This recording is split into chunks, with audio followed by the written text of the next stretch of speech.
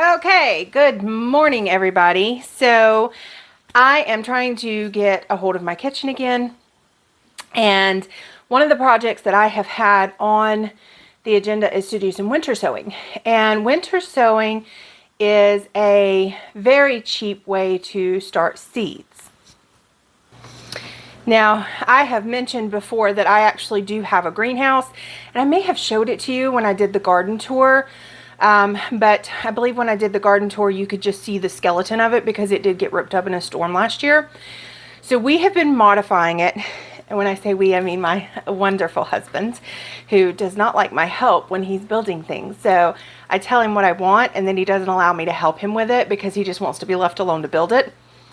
But hey, he gets it done. It's beautiful, and I get to do other things. So it's not really a bad situation there. But he has been modifying it for me. So I have been starting seeds in my dad's greenhouse.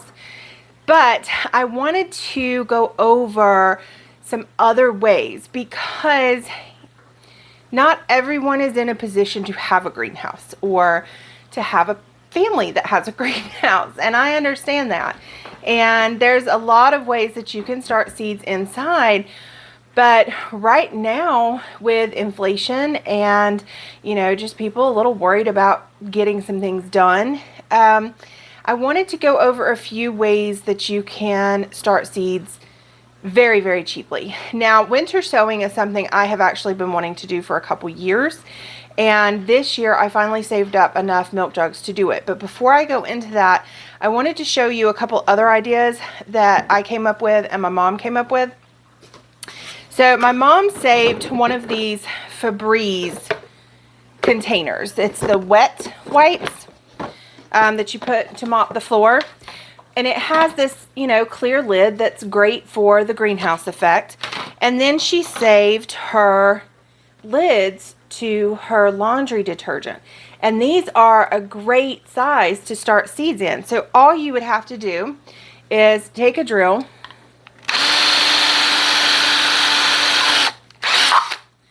drill some holes in it. I would probably put like 3 drainage holes, but technically, depending on the size of your drill bit, 1 would be enough. And you have little seed starting cups to put your soil in. So she put together this entire little cup tray here with cups in it. And this, I know it's only like 6 plants, but if you're a small family or you have a small garden space, that's 6 tomato plants. And technically, you can put 2 or 3 seeds in 1 cup and start multiple in each cup. So you could start, 3 tomato plants in this and, 3 peppers in this, or however you wanted to do it. And you have an instant kind of hydroponic seed starting thing here because you can fill this with water up to 1 inch, and it's basically kind of the same system we do. So you just have to make sure that these are fitted nice and tight so they don't tip over. And then you put your little thing on it, your lid, and that creates that greenhouse condensation effect, and you're good to go. And you don't even have to fill this all the way up. You can just use it as a water reservoir like a typical seed starting tray. Now, another thing that you can do, and this one is one I have done before, is toilet paper rolls or paper towel rolls. These are kind of like biodegradable. A lot of people use cardboard in their garden, and I do for like a lasagna garden effect. So you can either use as is, or what I would do is clip it in half and put your soil down in it, and then put them, in a tray like this or on a pan, something to collect water, and start your seeds in that. And then you actually don't even have to take it out of here. It'll start falling apart by the time your 6 weeks is up, but you can just plant this directly in the ground and the cardboard will disintegrate. So those are 2 really quick, cheap, free, actually, seed starting ideas if you do not have a lot of things to start seeds with, or you're just getting started and you don't want to invest but so many, that can extend your capabilities by just using things around the house.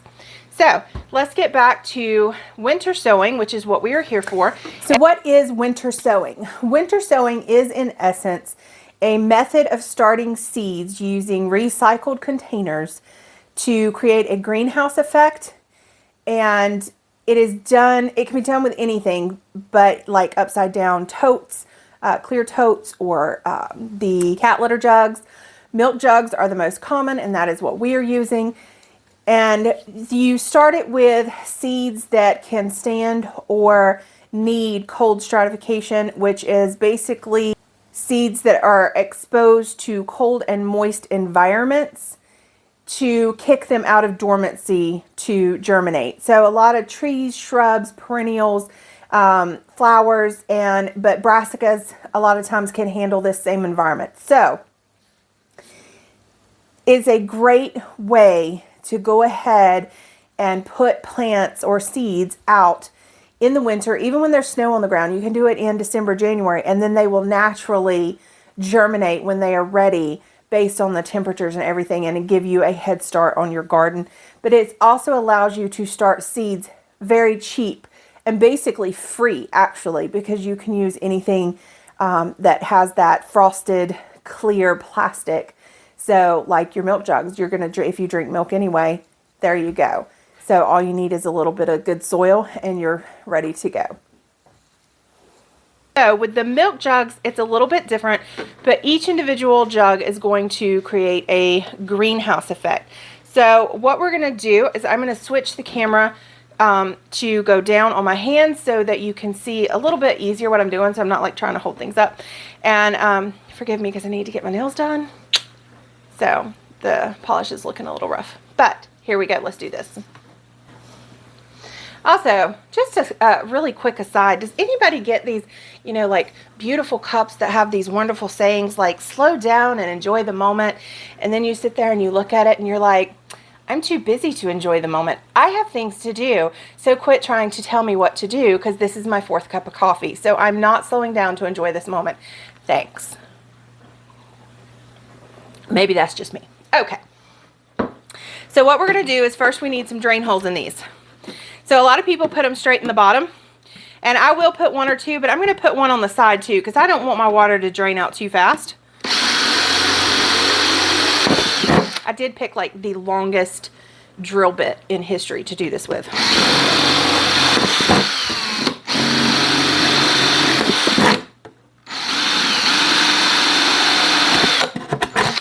All right.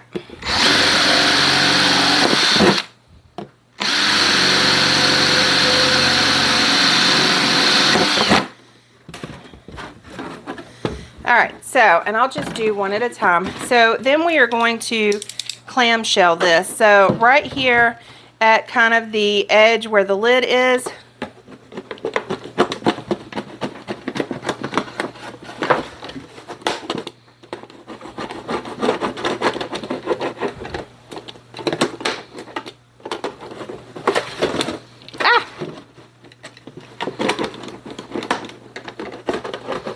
all right, and just right around here. And so that way it kind of comes open. I might need to go a little bit further. There we go. All right, so we have our holes in the bottom, and now we have it clamshelled open. So now we need to add the dirt. And I'm going to go ahead and moisten some of this dirt, just like we did when we were starting our microgreens. And you know, technically you could do microgreens like this too. I don't really see why you could not. I probably should quit using my food forks for this, but when we get back out in the greenhouse, I'll have all my tools. But while I'm in the kitchen, this is what it is. All right, so now that I have that moist a little bit, that way it doesn't fly around when I put my seeds in it. There we go. And I will be showing y'all my greenhouse coming up soon, because it is back together. We just have to do like the little finished detail work. And then we really need to work on the floor. But the walls and the roof are back on. It has been modified. It looks fantastic. Alright, so I have about 1 inch in there, so I think I'm going to put a little bit more. And we want to wet this too.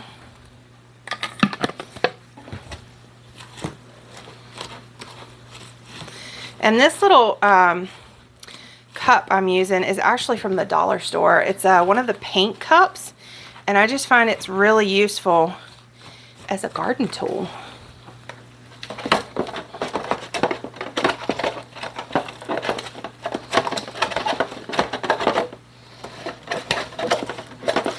It works great as a soil scoop or to pre-moisten soil. All right, there we go. Now we're talking. Okay, so let's go over the types of seeds. Let me put it back up here.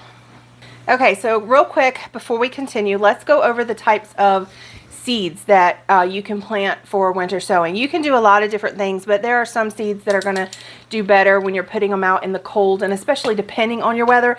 Now, we are at the end of February here in North Carolina, so our weather is starting to get, mild. We may see another snow, but we shouldn't get terribly cold, especially for too long of a time. So you want seeds that can handle that. They're going to be in a protected greenhouse area. However, you still want to choose seeds that are going to be appropriate for this type of sowing. So as far as food seeds, you're going to look at like spinach, kale, chard, cabbage, broccoli. Now, I already have a ton of most of that in my dad's greenhouse, so I did not plant any spinach. So we are going to do some spinach today. And then for flowers and herbs, you've got and I do have a little note, I wrote it down because my memory is not that good. Carnations, calendula, borage, is it borage or borage? Marigolds, rudbeckia, echinacea, yarrow, cosmos, petunia, and hollyhocks. So I just kind of went through some of my drawers and I pulled out some borage, some common yarrow, some marigolds of various brands and types, some old petunia seeds from Burpee. It's kind of faded out, but it's a cascading purple. Here's some more marigold, some calendula from Baker Seeds, some cosmos from the dollar store, which I did grow last fall and they did beautifully, some echinacea, rudbeckia, and spinach. So these are what we're going to put today, and probably not all of them. I don't know if I have enough jugs for all of that. I just pulled them out off my list, and that's what we're going to get started. Okay, so the first one we are going to do is the spinach. So I have my packet of spinach, and we aren't really going to pay much attention to this. It is 7 to 14 days germination, but because we're putting it early in kind of the winter, that may take a little bit longer because it's going to come up kind of when it feels like it's ready to come up, and 45 days to maturity. So I am going to make a note of when I plant it, but that may vary. And then seed spacing is 3 inches, but because we are going to transplant these, I'm not really worried about that either. So we're just going to get these in here, and I always kind of go with the rule of thumb of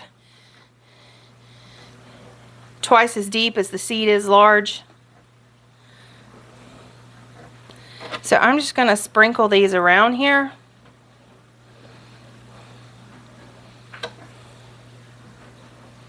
And we will see. And I do love spinach, so I might overseed this. But some of them might not come up. And this packet is at least 2 years old, I believe. So it's all right. So I have quite a few spinach in there. I think I lost one. And I am just going to take my little fork and kind of push it down in there, because they're not really big. So I don't need to poke like a huge hole. And I could even just go back and use a little bit more dirt over it. And I could definitely use my finger, but I'll end up getting my fingers dirty here in a little bit anyway, I know. I can never plant or do garden stuff without getting my fingers involved. I always end up, even when I put on gloves, somehow I end up with one glove off and like at least one hand that's super dirty. I don't know what it is. That's why I usually paint my nails black, because then you can't see the dirt. All right, so just like with the microgreens, I'm going to give these a really good spray.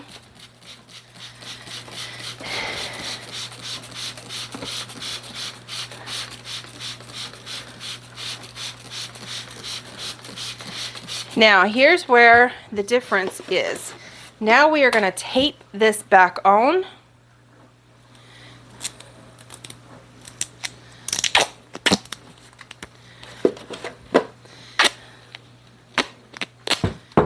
I probably should have taken the stickers off, but I don't know if it really matters.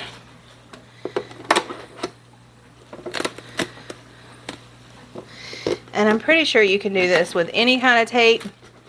You could do packing tape if you wanted to keep it clear. I don't know how well that would hold up. I had duct tape in the house from something else I was working on. So this is what we are doing.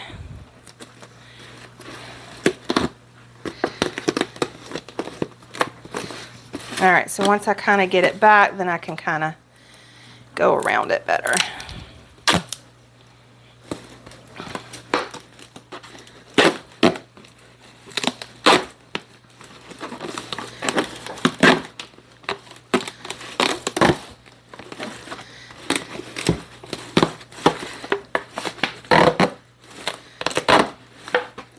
Now, if you were worried about, you know, a homeowners association or something like this saying something about you having these outside, then you definitely might want to put them somewhere where they're not going to be seen, because that is not the prettiest sight, I'm going to tell you right now. But I don't really care. I just want it to work. So I have my pen here, and I am using a Sharpie, and I'm going to put it on the tape because I think between the weather and the sun and the water and stuff, it's not going to stick on this very well. And I'll write on it and we'll see. But this is spinach. And today is 2/22/22. So now I have my variety and my date written right on here, and I'll put it up here and we'll see if it stays on.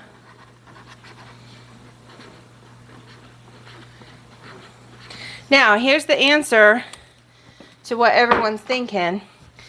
How do you get water and stuff to it? This is no longer valid. You do not need that.